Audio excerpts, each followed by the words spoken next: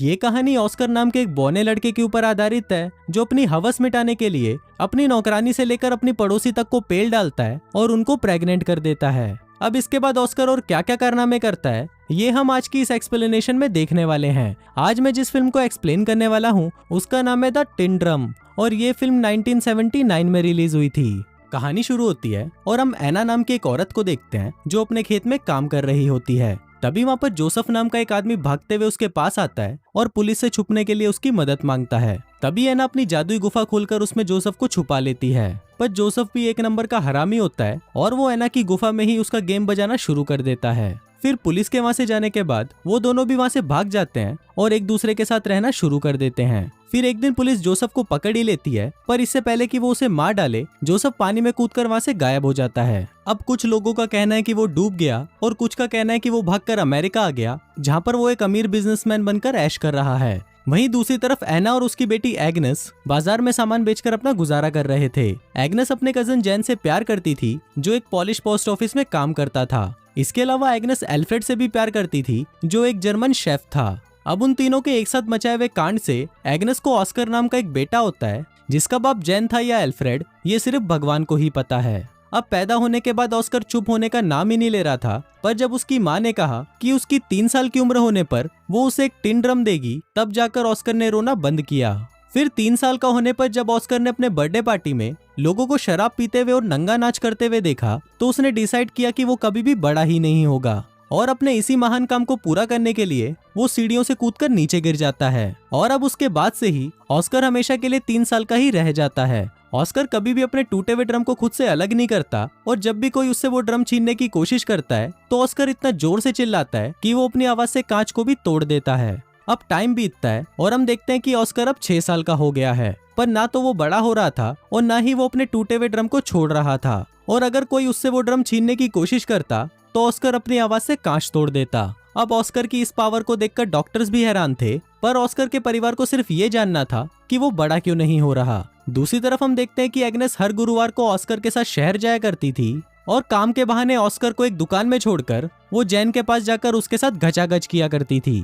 पर एक दिन ऑस्कर को अपनी माँ की इस चढ़ती जवानी के बारे में पता चल जाता है। अब कुछ साल और बीतते हैं और ऑस्कर अब 12 साल का हो चुका है। फिर एक दिन ऑस्कर अपने मॉम डैड के साथ सर्कस देखने जाता है, जहाँ पर कुछ बोने लोगों को परफॉर्म करता देखकर ऑस्कर के मॉम डैड को भी लगने लगता है कि शायद ऑस्कर भी बोना है। फिर सर्कस खत्म होने के बाद ऑस्कर बैबरा नाम के एक बोने से मिलता है जो कि ऑस्कर के इस टैलेंट को देखने के बाद उसे अपने सर्कस में काम करने के लिए बोलता है। पर तभी वहाँ पर ऑस्कर के मॉम डैड आ जाते हैं और उसे अपने साथ ले जाते हैं। अब इसके कुछ दिनों बाद हम देखते हैं कि एग्नेस जिस दुकानदार के पास ऑस्कर को छोड़कर जाया करती थी वो दुकानदार एग्नेस से प्यार करने लगा था। वो उसे और ऑस्कर को अपने साथ लंदन चलने के लिए बोलता है, पर तभी एग्नेस उसे मना कर देती है और उसे चूतिया बोलकर वहाँ से चली जाती है। फिर कुछ दिनों बाद एग्नेस को पता चलता है कि वो प्रेग्नेंट है और उसके पेट में जैन का बच्चा है। अब इस बात से एग्नेस काफी परेशान रहने लगती है और परेशानी में वो बहुत सारी मछलियाँ खाती है जो खाना उसे बिल्कुल भी पसंद नहीं था। वहीं उसके पति एल्फ्रेड को इस बात से कोई मतलब नहीं था कि जैन के पेट में किसका बच्चा है, वो सिर्फ एग्नेस को खुश देखना चाहता था। पर क्योंकि ऑस्कर के पैदा होने के बाद एग्नेस को कभी भी खुशी नहीं मिली, इसलिए वो उस बच्चे को जन्म नहीं देना चाहती थी और ज्यादा मछलियां खाने के बाद फूड पॉइजनिंग की वजह से उसकी डेथ हो गई।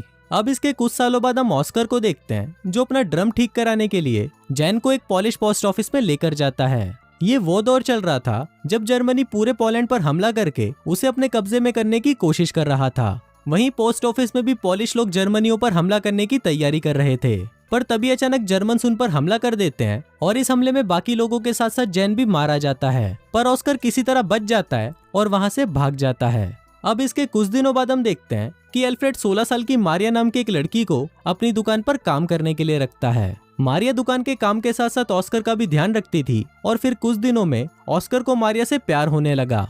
ऑस्कर भी मारिया जितनी ही उम्र का था, पर मारिया को इस बात पर यकीन नहीं था और उसे लगता था कि वो अभी भी बच्चा ही है। फिर एक रात जब एल्फ्रेड किसी काम से शहर से बाहर जाता है तो ऑस्कर अपने अंदर की बढ़ती हवस को रोक नहीं पाता और वो मारिया के कंबल में घुसकर उसके साथ घचाघच मचाना शुरू कर देता है। अब मारिया को भी इसमें मजा आ रहा था, इसलिए वो भी ऑस्कर को नहीं रोकती। अब धीरे धीरे ऑस्कर उसके और करीब आने लगा, पर फिर एक दिन उसे पता चला कि मारिया का एल्फ्रेड के साथ अफेयर चल रहा है। मारिया एल्फ्रेड से बहुत प्यार करती थी, पर एल्फ्रेड सिर्फ उसका इस्तेमाल कर रहा था। अब इस बात से मारिया बहुत ज्यादा दुखी हो जाती है और रोने लगती है, पर जब ऑस्कर उसे संभालने उसके पास आता है तो मारिया उसे बोना बोलकर उसके पिछवाड़े पर लात मार देती है। अब कुछ महीनों बाद हम देखते हैं कि मारिया एल्फ्रेड के बच्चे की माँ बनने वाली थी और ऑस्कर उस बच्चे को मारना चाहता था, पर मारिया ऐसा होने नहीं देती। फिर इसके कुछ दिनों बाद मारिया एक लड़के को जन्म देती है जिसको पाकर सभी लोग खुश थे, पर ऑस्कर इससे बिल्कुल भी खुश नहीं था क्योंकि उसे लगता था कि ये बच्चा उसका है। दूसरी तरफ हम ऑस्कर के दोस्त बेबरा को देखते हैं जो कि वर्ल्ड वॉर 2 के दौरान नाजी आर्मी में एक बड़ी पोस्ट पर काम करता था। फिर एक दिन उसने ऑस्कर को भी अपनी टीम में आने को कहा जो कि पेरिस में एक परफॉर्मेंस करने वाले हैं। अब ऑस्कर उनके साथ मिलकर सभी को अपना टैलेंट दिखाने लगता है और इसके साथ उसे अपनी टीम की एक लड़की रोजविता से भी प्यार हो जाता है। अब टाइम बीतता है और हम देखते हैं कि ऑस्कर अपने बौने दोस्तों के साथ खुश था और वो अपनी जिंदगी अपने हिसाब से जी रहा था, जैसे कि खाना पीना और घचाघच करना। पर फिर एक दिन अमेरिकन सेना वहां पर हमला कर देती है और उस हमले में ऑस्कर की आइटम रोजविता मारी जाती है। अब उस हादसे के बाद ऑस्कर वापस अपने घर आ जाता है और वहां पर वो मारिया के 3 साल के बेटे को एक वैसा ही टिन ड्रम गिफ्ट करता है जो कि उसे उसकी 3 साल की उम्र में मिला था। अब मारिया ऑस्कर के आने से बिल्कुल भी खुश नहीं थी, पर एल्फ्रेड उसके आने से बहुत खुश था और उसने ऑस्कर को उन लोगों से छुपा कर रखा जो उसका इलाज करने के लिए उसको हॉस्पिटल में भर्ती करना चाहते थे, क्योंकि एल्फ्रेड को ऐसा नहीं लगता था कि ऑस्कर एबनॉर्मल है। अब शहर में जैसे जैसे तनाव का माहौल बढ़ रहा था तो एल्फ्रेड को भी डर के मारे ऑस्कर और अपनी एक पड़ोसी लीना को अपने घर के बेसमेंट में छुपा कर रखना पड़ता था। इसके साथ ही एल्फ्रेड को अपने नाजी सिपाही होने का सबूत भी छिपाना पड़ता था। फिर एक दिन अचानक रशियन सिपाही उनके घर पर घुस आते हैं और वो एल्फ्रेड के सामने ही लीना के साथ जबरदस्ती करने लगते हैं। वहीं एल्फ्रेड की नाजी सिपाही होने की सच्चाई छुपाने के लिए ऑस्कर उसे एक पिन देता है जिस पर उसके नाजी सिपाही होने के बारे में लिखा हुआ था, पर तभी एल्फ्रेड बचने के लिए उस पिन को निगल लेता है और वो पिन उसके गले में अटकने की वजह से उसकी वहीं पर मौत हो जाती है। फिर अगली सुबह मारियस नाम का एक आदमी एल्फ्रेड की दुकान पर आता है और अब वो उस दुकान का नया मालिक था। अब दुकान को अपने कब्जे में करने के बाद मारियस एल्फ्रेड का फ्यूनरल कर देता है क्योंकि उसने भी रिसेंटली अपनी पत्नी और बच्चों को खोया था और वो अपनों को खोने का दर्द अच्छे से समझता था। वहीं एल्फ्रेड के फ्यूनरल पर ऑस्कर को भी समझ आ जाता है कि अब उसका इस दुनिया में और कोई नहीं है, इसलिए ऑस्कर अब डिसाइड करता है कि अब वो फिर से बड़ा होगा। फिर ऑस्कर अपने ड्रम को भी एल्फ्रेड के साथ ही दफना देता है, पर तभी कहीं से एक पत्थर आकर ऑस्कर के सर पर लगता है और वो वहीं पर बेहोश हो जाता है। फिर वहां मौजूद एक आदमी बताता है कि ऑस्कर अब बड़ा होने लगा है। फिल्म के लास्ट सीन में हम देखते हैं कि एना को छोड़कर सभी लोग उस शहर को छोड़कर चले जाते हैं, जहां ऑस्कर को अब पता चलता है कि उसकी चिल्लाने की शक्ति भी जा चुकी है। लास्ट में एना वहीं पर ही रह जाती है जहां से इस कहानी की शुरुआत हुई थी और इसी के साथ ही ये फिल्म यहीं खत्म हो जाती है।